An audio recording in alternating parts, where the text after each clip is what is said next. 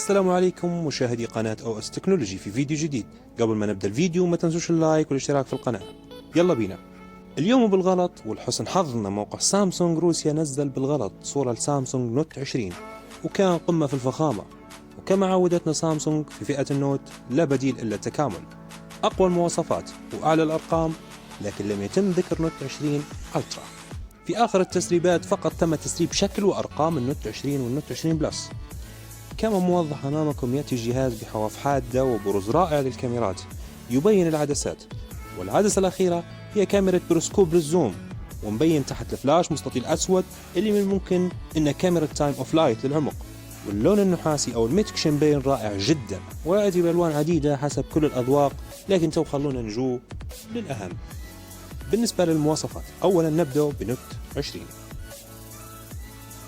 يأتي نوت 20 بشاشة سوبر أموليد 6.4 إنش فول اتش دي بلس بريفريش 60 أو 120 هرتز، وبطارية بحجم 4300 ملي أمبير، تدعم الشحن السريع لكن غير معروف لحد الآن سرعة الشحن، ومقاومة للماء والغبار IP68.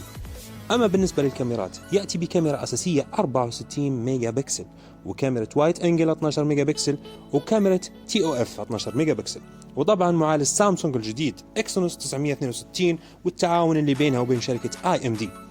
أما بالنسبة للأخ الأكبر نوت 20 بلس سيكون بشاشة 6.9 إنش سوبر أموليد فول اتش دي بلس بريفريش 120 هرتز فقط، ولكن لن يكون هنالك وضع 60 هرتز، وبطارية أكبر بحجم 4500 ملي أمبير. أما بالنسبة للكاميرات فيأتي بكاميرا أساسية بقوة 108 ميجا بكسل أوتو فوكس أسيست، وكاميرا زوم 13 ميجا بكسل 50 إكس زوم، وكاميرا ألترا وايد 12 ميجا بكسل، وطبعا نفس مقاومة الماء والتراب، ونفس معالج النوت 20 العادي. أندرويد 10 واجهة One UI 2.1 يتزين بها كلا الجهازين. إن شاء الله نكون فدتكم، وبإذن الله راح نواكبكم بآخر التسريبات لحظة بلحظة. ما تنسوش اللايك والاشتراك في القناة. في أمان الله.